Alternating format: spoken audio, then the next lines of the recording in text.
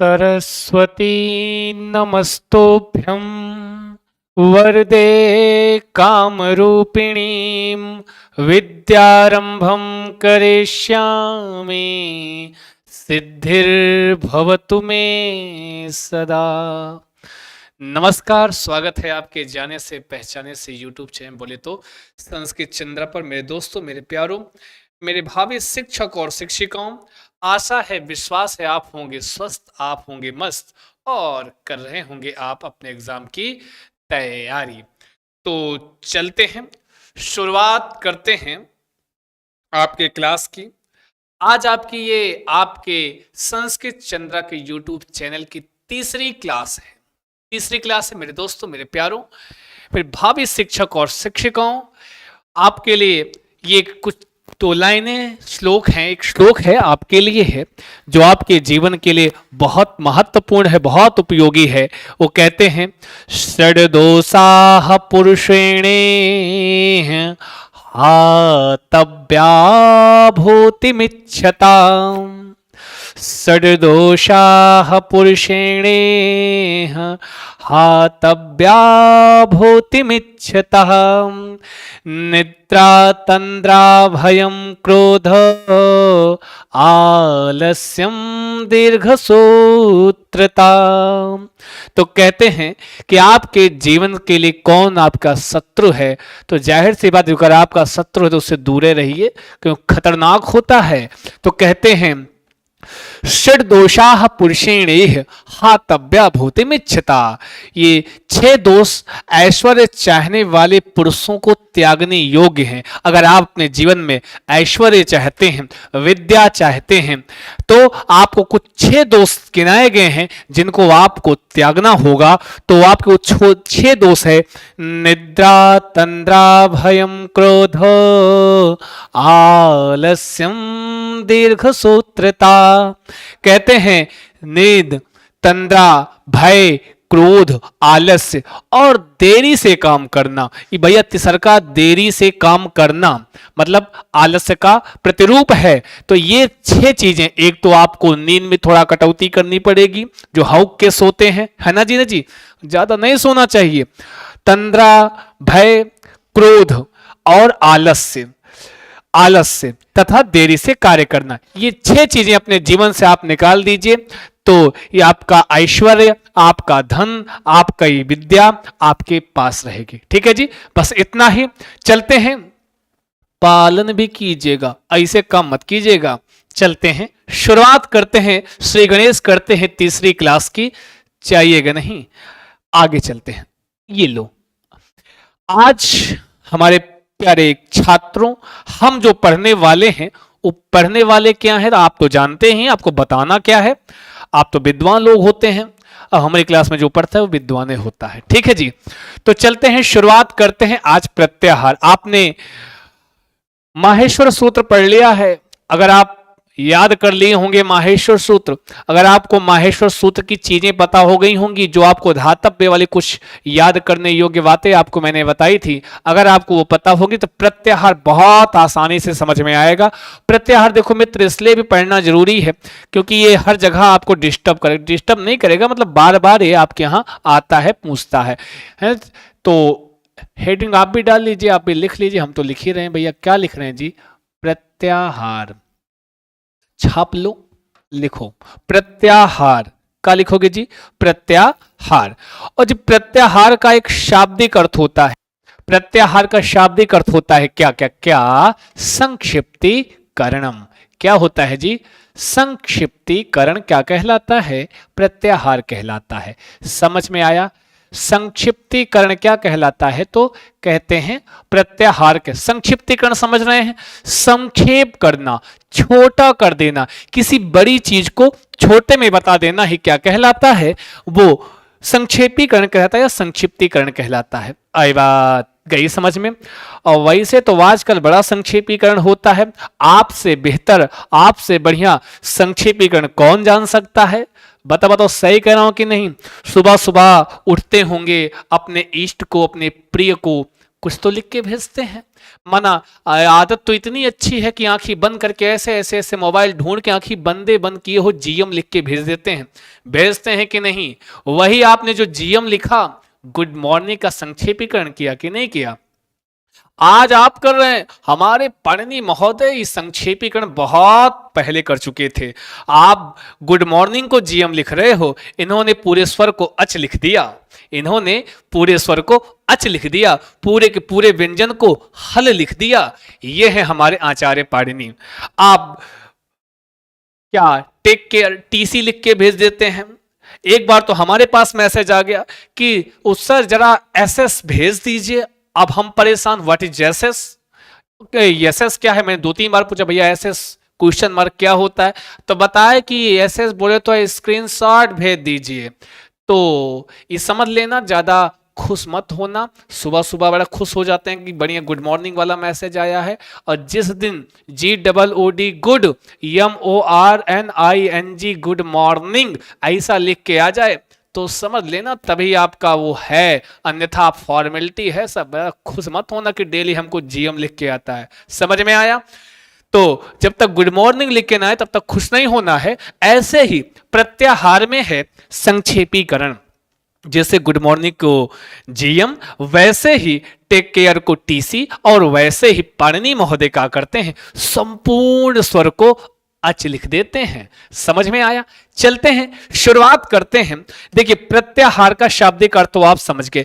पक्का इसमें कोई ना कोई ऐसी चीज है जो बहुत थोड़ी सी बड़ी होगी, छोटे में बताना है। क्योंकि व्याकरण पढ़ रहे हो तो शब्दों में, वर्णों में खेल रहे हैं आप, तो यहां वर्णों का संक्षेपीकरण किया जाएगा। समझ में आया? तो चलते हैं, शुरुआत करते हैं। प्रत्याहार का शाब्दिक अर्थ होता है संक्षिप्तीकरण। अब प्रत्याहार में 3 चीजें आपको सबसे बेहतर तरीके से जाननी है, समझनी है, जो कि पूरे प्रत्याहार का निचोड़ है। पहली चीज, ये प्रत्याहार होता क्या है? तो एक चीज जान लिया, संक्षेपीकरण किसी भी है। अब दूसरी चीज क्या जानना है कि प्रत्याहार हम बनाएंगे कैसे, प्रत्याहार का निर्माण कैसे करेंगे। ठीक है ना जी? तो प्रत्याहार का निर्माण कैसे करना है, एक चीज ये सीखना है। जब आप प्रत्याहार का निर्माण करना सीख जाओ तब आपको यह जानना है कि प्रत्याहार जब बन गया तो उसमें हम कैसे जाने कि संक्षेपीकरण हुआ। मतलब कहने का कि उसमें हम वर्णों की गिनती कैसे करेंगे। यह है आपका दूसरी चीज। और तीसरी चीज जो जानना है कि हाउ मेनी प्रत्याहार, तो प्रत्याहार होते कितने हैं, यह आपको जानना है, समझना है। तो चलते हैं, सबसे पहली चीज हम जानते हैं कि प्रत्याहार का हम निर्माण कैसे करते हैं। और प्रत्याहार के निर्माण के लिए कुछ नहीं होता है। प्रत्याहार के निर्माण के लिए एक सूत्र आता है जिसको हम लोग क्या बोलते हैं, जिसको हम लोग बोलते हैं प्रत्याहार संज्ञा विधायक सूत्र। किस नाम से जानते हैं उसको? हम लोग जानते हैं जी, किस नाम से जानते हैं? तो कहते हैं प्रत्याहार संज्ञा विधायक सूत्र। किस नाम से जानते हैं? प्रत्याहार संज्ञा विधायक सूत्र। पूछता है कभी कभी आपके एग्जाम में, निम्नलिखित में से प्रत्याहार संज्ञा विधायक सूत्र कौन सा है, या प्रत्याहार का विधान करने वाला सूत्र कैसा है। समझे ना जी? तो क्लास को अगर निहार रहे हैं, देख लाइक करके आना।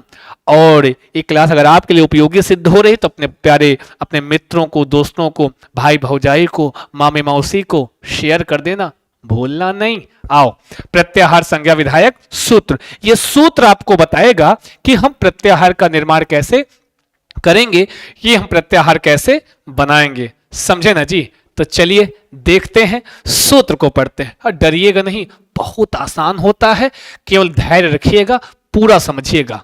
ठीक है ना जी? हाँ, धैर्यम धार्यतु।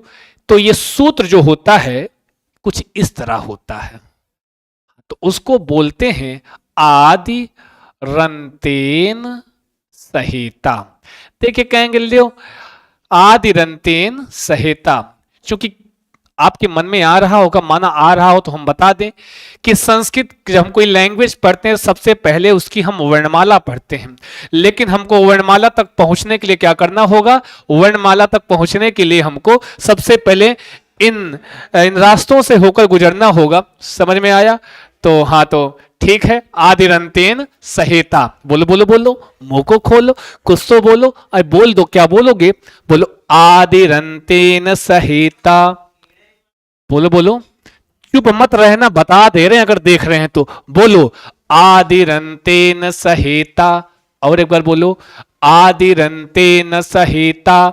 ये क्या है, ये प्रत्याहार संज्ञा विधायक सूत्र है। अरे इसलिए कह रहा हूं, बोलो कि आपके एग्जाम में पूछता है कि निम्नलिखित में से प्रत्याहार बनाने वाला सूत्र कौन सा है, निम्नलिखित में से प्रत्याहार संज्ञा का विधान करने वाला सूत्र कौन सा है, निम्नलिखित में से प्रत्याहार संज्ञा विधायक सूत्र कौन सा है, ऐसा क्वेश्चन बनता है। इसलिए कह रहा हूं कि बोल लो क्या, आदिरंतेन सहेता, आंखें बंद करके बोलो आदिरंतेन सहेता। चाय पी रहे हो तो चाय पीते हुए बोल लो, क्या बोलना है जी, आदिरंतेन सहेता। जब आपको ये याद हो जाता है तब इसको समझना आसान हो जाता है, इसलिए आप बोल रहे हैं कि बोल लिया करो। समझ में आया। अब ये आदिरंतेन सहेता देखने में थोड़ा सा सूत्र जैसे लग रहा है, थोड़ा बड़ा सा लग रहा है, थोड़ा छोटा छोटा करते हैं। उठाओ अपना अस्त्र शस्त्र, लग जाओ। तो इसमें एक शब्द है आदिरंतेन सहेता, ये पूरा सूत्र है, इसमें एक शब्द है आदि ही, आदि ही,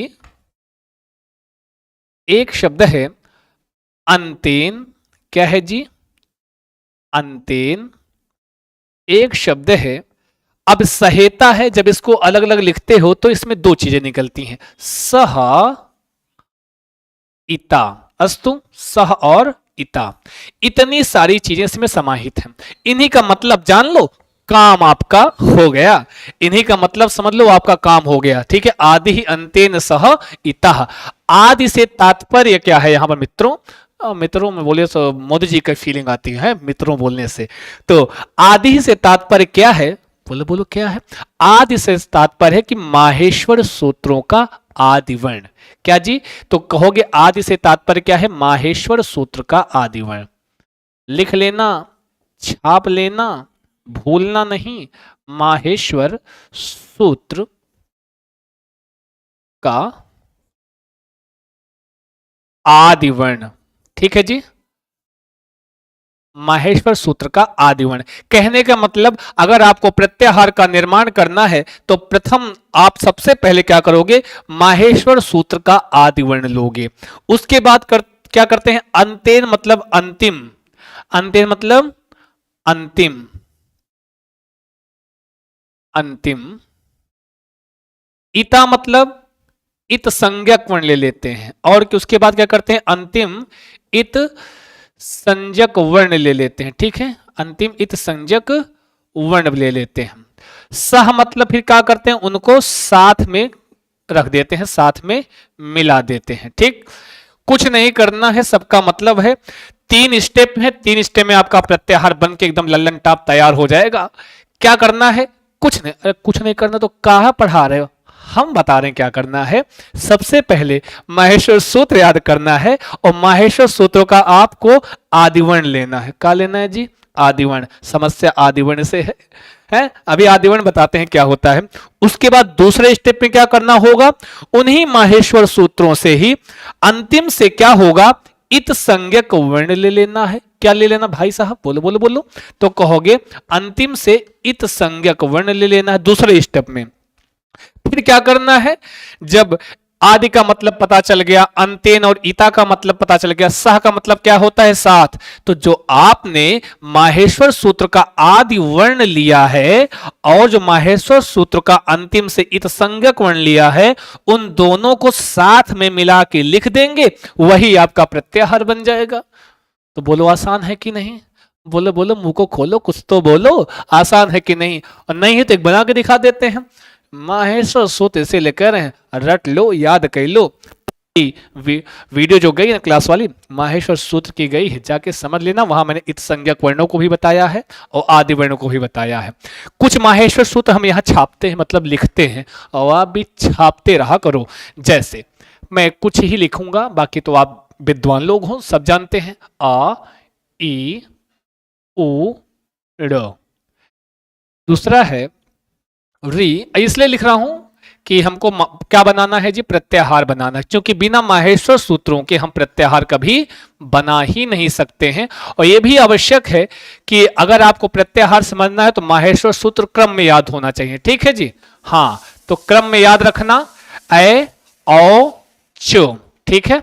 हाँ, ज्यादा नहीं लिखेंगे, बाकी तो आप जानते हैं, है व र और ट, तो ये क्रम से ही लिखे हैं, 2 3 4 5, समझे ना जी।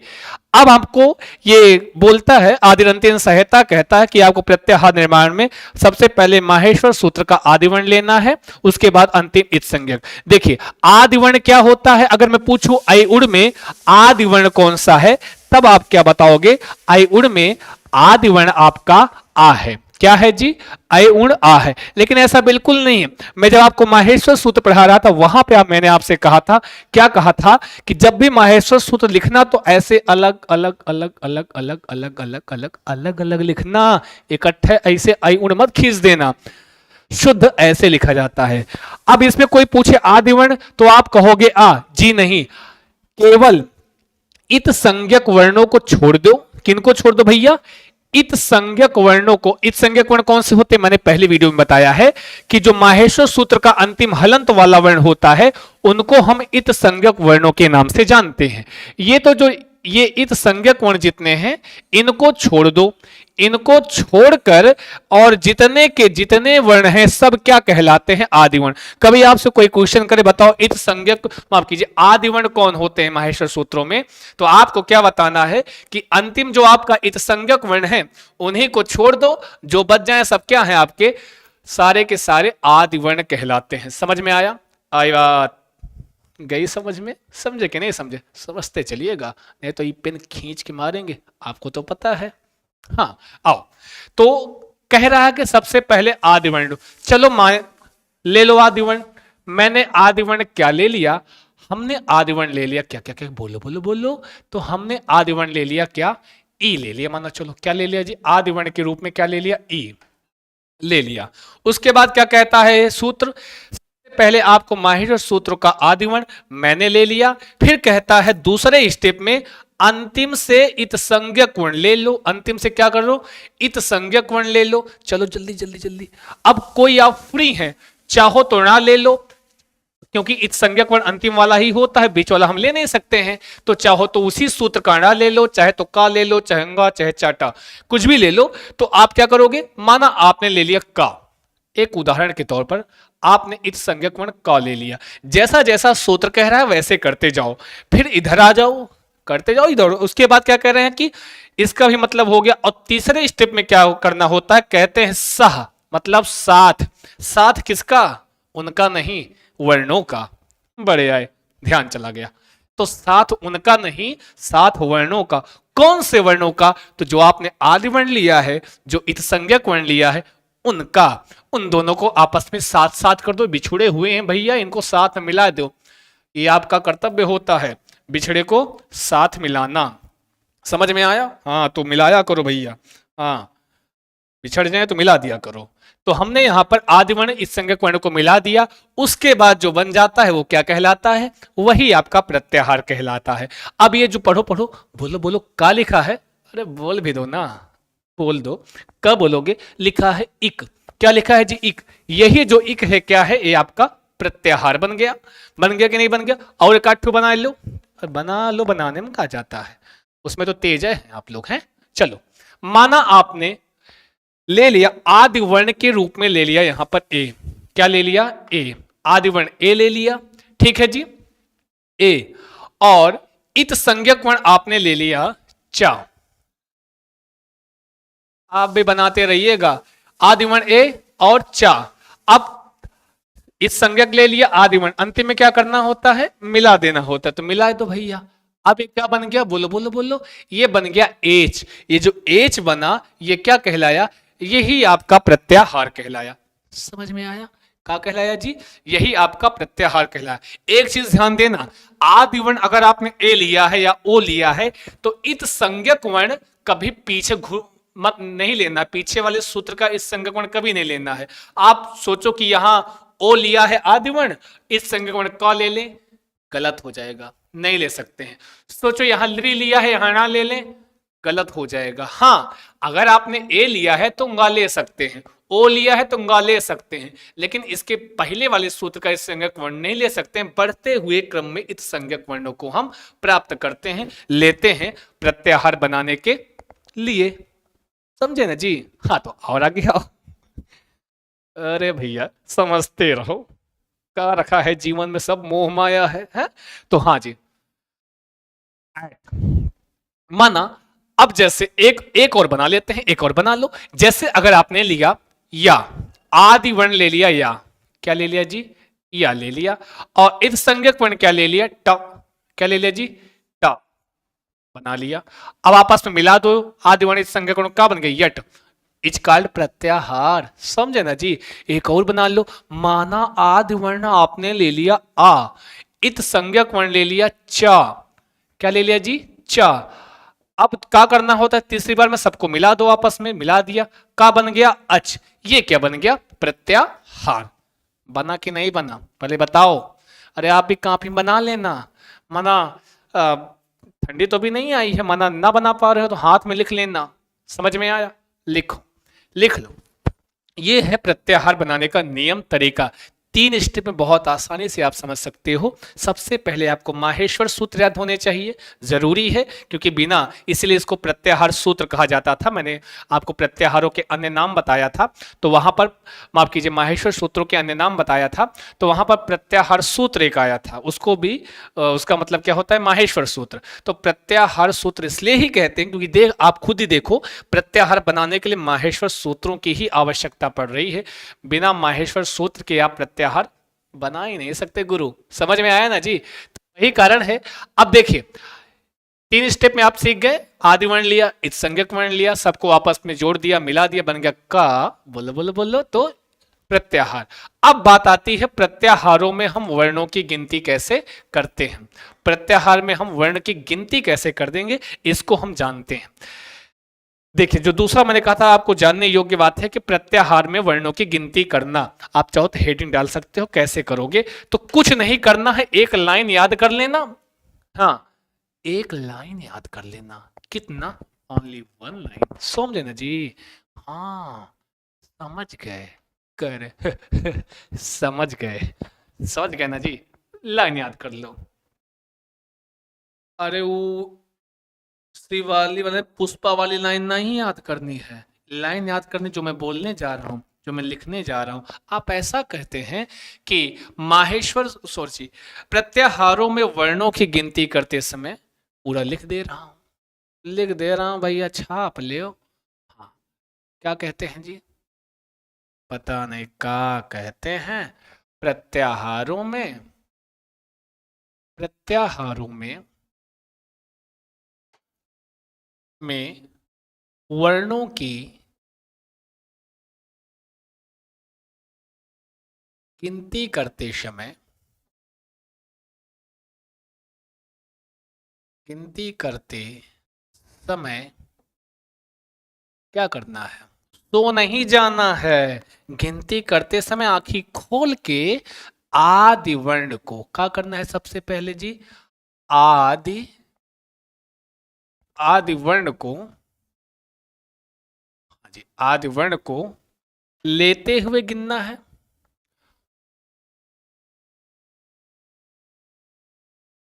आदि वर्ण को अपने शब्दों में लिख लेना, लेते हुए गिनना है।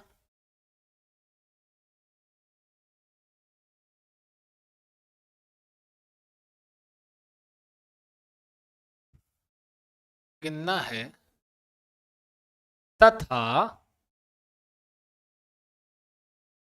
तथा इत संज्ञक वर्ण को, किसको जी?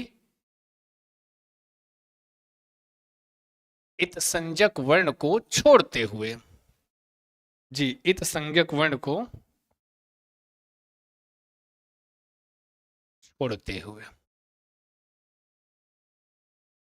प्रत्याहारों में वर्णों की गिनती करते समय आदि वर्ण को लेते हुए गिनना है तथा इस संख्यक वर्णों को छोड़ते हुए।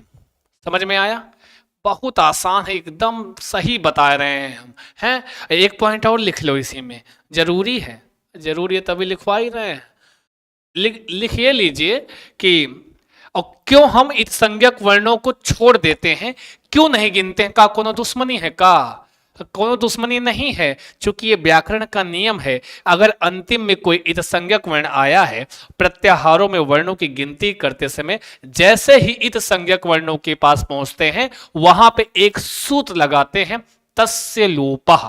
कौन सा जी? ये हमारे विद्यार्थियों का बड़ा फेवरेट होता है। क्या? तस्य लोपः। वो एक सेकंड में तस्य लोपा याद कर लेते हैं। समझ में आया? क्योंकि इसका काम ही है लोप करना, और ये लोग तो लोप करने में नंबर 1 है। जब चाहे जिसको चाहे जैसे चाहे लोप कर सकते हैं, इसीलिए इनको, हमारे विद्यार्थियों को तस्य लोपा बहुत याद रहता है। समझ में आया? तो आपको भी अगर कोई बार बार घर में कहे चाय बना लो, और फिर से एक बोतल पानी ले आओ, ये कर लो वो कर लो, ये फलाना ढमकाना, कुछ भी बहुत ज्यादा काम बताए ना जी, हमारा एक सूत्र लगा देना, तस्य लोपः। तस्य लोपः मतलब उसका लोप हो जाता है। समझे ना जी? आओ, तो एक क्वेश्चन आपके एग्जाम में ही तस्य लोपा से आता है। कैसे आता है? तो ऐसे आता है, पूछता है कि अंतिम इत संज्ञक वर्णों का, ध्यान दीजिएगा, अगर ऐसा क्वेश्चन हो, अंतिम इत संज्ञक वर्णों का, इत संज्ञक वर्णों का लोप करने वाला सूत्र, लोप करने वाला सूत्र। हाँ भैया, भूलिएगा नहीं, भूलिएगा नहीं। हम प्रचार नहीं कर रहे हैं कि हमारा निशान मत भूलिएगा, निशान भूल जाइएगा, निशान भी मत भूलिएगा, संस्कृत चंद्रा याद रखिएगा। समझ में आया? बाकी तो आपको यहाँ सूत्र हम दिखाई दे रहे हैं, कौन सा है? तो कहते हैं उसको तस्य लोपः। याद रखना, कौन सा सूत्र है जी? तस्य लोपः का कार्य क्या होता है? देखिए, सूत्रों का कार्य होता है, मैंने पिछले वीडियो में बताया था, हलंत्यम। हलंतम का कार्य क्या होता है? अगर अंतिम में कोई हलंत युक्त वर्ण है तो उसकी इत संज्ञा कर देना, उसको इत प्रदान कर देना, अस्तु, उसको क्या कर देना? उसकी इत संज्ञा कर देना। उसी तरह उसी का भाई है कौन? तस्य लोपः। इसका संस्कृत व्याकरण में कार्य क्या है कि अगर अंतिम में जो इत संज्ञक वर्ण हो जाता है, हलंत्यम आकर जिस वर्ण को इत संज्ञक करता है, उन्हीं इत संज्ञक वर्णों का तस्य लोपा से हम लोप कर देते हैं। कब? जब हम गिनती करते हैं प्रत्याहारों में वर्णों की, तब। इतना समझ में आ गया? यही इतना अगर आपके ध्यान में, आपके संज्ञान में है, तो जाहिर आपको कभी भी प्रत्याहार में कोई समस्या नहीं होगी। कितना बड़ा प्रत्याहार आएगा, वर्णों की गिनती तो आप कर ही लेंगे। हाँ, तो आओ, अब जो पीछे हम बनाए हैं ना जी, उसमें आपको बताना है कि कौन कौन से वर्ण आएंगे। चलो पीछे लौटते हैं। लिखा है इक प्रत्याहार। हाँ, एक दिन बिक जाएगा माटी के मोल। तो कौनो मोल में बिकना हो भाई, तो सत्य है, माटी के मोल में तो बिकना ही है। किंतु पहले एक प्रत्याहार बना लेना है, गुरुजी बन जाना है, शॉपिंग शॉपिंग कर लेना है, उसके बाद है ना जी एक प्रत्याहार। तो आदिवर्ण ई लिया है। अब सोचो ई किस सूत्र में आता है, किस सूत्र का आदिवर्ण है? तो आप क्या कहोगे? आई उण री लिक ए ओंग ए औच है वरट। तो कोई भी स्वर होगा तो एक के बार आया है, या कोई वर्ण है प्रत्याहार में एक बार आया, जो 2 बार आया मैं बता दिया था, ना और हा। तो चलो, तो ई यहां पाया जाता है, तो इसमें आदि वर्ण क्या है? ई। और आपने इधर पढ़ा है कि गिनती करते समय आदि वर्ण को लेते हुए गिनना है, तो आदि वर्ण ई है तो इसको लेते हुए गिनो भैया, हम काहे मना करें? हम मना करेंगे तो मानोगे भी नहीं। तो लिख लो ई, फिर क्या है? उ। अब ऋणा, ऋणा क्या है? इत संज्ञक वर्ण है। जैसे ही आप इत संज्ञक वर्ण के पास पहुंचोगे, फटाक से लगाओगे क्या? तस्य लोपः। तस्य मतलब होता है उसका। तो प्रश्न उठता है, भाई साहब किसका? तो कहते हैं जो इत संज्ञक वर्ण है उनका लोपः मतलब लोप कर देंगे। तो आप तो जानते हैं, अब जिसका लोप हो जाएगा वो दिखेगा नहीं, और भाई साहब जब दिखेगा नहीं तो वो लिखेगा नहीं। समझ में आया? जो दिखेगा नहीं वो लिखेगा नहीं। ऋणा के पास पहुंचे, तस्य लोपा लगाए, लोप हुआ, गायब हुआ, गायब हुआ, दिखा नहीं तो यहां लिखा नहीं। आगे बढ़ जाओ, फिर री, क्या लिखोगे जी? री, फिर क्या है? लृ है। अच्छा, फिर क्या है क, इत संज्ञक वर्ण क्या है का इत संज्ञक है, लगाया तस्य लोपः, लोप हो गया है ना जी। जब लोप हो गया दिखेगा नहीं, जब दिखेगा नहीं तो लिखेगा नहीं। तो कुल मिला के कभी आप अब देखो कोई पूछे कैसे हुआ संक्षिप्तीकरण, मैंने बताया ना प्रत्याहार का शाब्दिक अर्थ होता है संक्षिप्तीकरण, संक्षेपीकरण, छोटा कर देना। अब ई उ री लृ बोलो, इससे बढ़िया इक बोल लो, गुड मॉर्निंग बोल लो, उसके बढ़िया जीएम बोल लो, समझे ना जी। वही सेम टू सेम चीज है ना जी। अब इतना बड़ा बोलना हो और हमको व्याकरण का प्रत्याहार पता है, और जो वैयाकरणिक होते हैं व्याकरण में बाद में ऐसे कहीं अगर इनको ई उ री लृ लिखना होगा तो ई उ री लृ नहीं लिखते हैं, लिखने की बचत करते थे, बहुत चालाक आदमी थे पाणिनि महोदय, इसलिए उन्होंने क्या लिख दिया, इक लिख दिया, समझे ना जी। हाँ, आगे आते हैं एच। एच प्रत्याहार गिनते हैं एक। हाँ, तो ए कहां पाया था आदिवर्ण, ए ओंग, ए तो नहीं है ए। अब यहां ए लिख लो, आदिवर्ण को लेते हुए गिनो। फिर क्या है, ओ है, उसके बाद क्या है, ंगा, अंगा क्या है, ंगा, इत संज्ञक वर्ण है तो नहीं लिखेंगे ना जी। क्यों नहीं लिखेंगे, क्योंकि इत संज्ञक है, इत संज्ञक है लगाएंगे तस्य लोपा, लोप हुआ, गायब हुआ। फिर क्या लिखोगे, अय, फिर लिखा क्या लिखोगे, औ। अस्तु, क्या है, चा लिखना नहीं, ये भी है, तो ए ओ ए ओ। यट प्रत्याहार है, चलो यट प्रत्याहार बनो, ढूंढो कहां है या ये है, तो या को तो लेते हुए गिनना है, क्यों, क्योंकि या तो आदि वर्ण है। फिर क्या लिखना है, वा लिखना है। फिर क्या लिखना है, रा लिखना है। टा इत संज्ञक है, लिखना नहीं, तो या वा रा यट प्रत्याहार में आता है। बात करते हैं अच प्रत्याहार, वेरी इंपॉर्टेंट प्रत्याहार फॉर योर संस्कृत सिलेबस। देखो कितना अच्छी अंग्रेजी आती है, आती है कि नहीं आती है, हाँ आती है, मान लिया करो थोड़ी बहुत, और ना आए तो इग्नोर कर दिया करो। अच्छा, आधु आ यहां पे है तो यह गिनना शुरू कर दो, आ, फिर ई उ, ना नहीं लेंगे छोड़ देंगे, इस संज्ञक है छोड़ दिया भैया। फिर री लोगे, फिर क्या लोगे, लृ लोगे, का इत संज्ञक है छोड़ दिया, तस्य लोपा से लोप हो गया। फिर क्या लोगे, ए लोगे, ओ लोगे, ऐ लोगे और औ लोगे, समझे ना जी। ना तो गा लिया ना तो चा लिया। इस प्रकार से अच प्रत्याहार इतने सारे वर्ण आते हैं। आई बात कई समझ में, समझे कि नहीं समझे, थोड़ा और बढ़ जाते हैं आगे। तो समझ गए ना जी, प्रत्याहार का निर्माण करना सीख गए, प्रत्याहारों में वर्णों की गिनती करना सीख गए। एक चीज बची है, तीसरी चीज, हाउ मेनी प्रत्याहार, होते कितने हैं भाई साहब, प्रत्याहार होते क्या हैं। ए ध्यान लगा के पढ़ना, मुस्कुराते हुए हंसते हुए पढ़ना है, नो टेंशन, टेंशन लेते हुए नहीं पढ़ना है, क्योंकि लगातार आपको क्लासेस मिलने वाली है।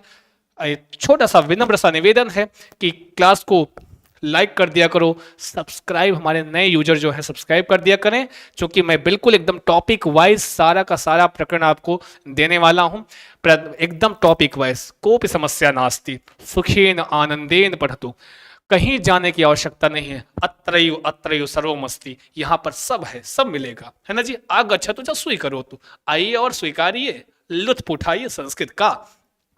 अब जब आप अगली बात करते हो प्रत्याहार होते कितने हैं, प्रत्याहारों की संख्या, ये बड़ा थोड़ा सा विवादित रहता है। विवादित क्या रहता है, कुछ लोग, हमारे कुछ विद्यार्थी हमसे पूछते, बताओ कितना माने। अब कितना मानो, जैसे अपने घर की बात है, कितना माने बताओ, हाँ प्रत्याहारों की संख्या कितनी होती है, ऐसा कहते हैं कि बताओ कितना मान ले, जितना कह दे उतना मान ले, ऐसा लगा पानी नहीं समझ बैठे हैं। प्रत्याहारों की संख्या, हाउ मेनी प्रत्याहार, अंग्रेजी में बोले तो ऐसा होता है, बोल के थोड़ा सा अच्छा फील लगता है कि हाँ हमको भी आता है। तो कभी भी आ जाए भैया, आप कभो राह चलते हुए, सब्जी खरीदते हुए, पानी पीते हुए, सोते हुए, सपने में कोई पूछ ले प्रत्याहार की संख्या, तो सपने में क्या बताना है, बोलो बोलो बोलो, सेट हो जाएगा मामला। कितना बताना है, तब आपको 42 बताना है। कितना बताना है जी, 42 बताना है। गलती से भी आपको कुछ और नहीं बताना है।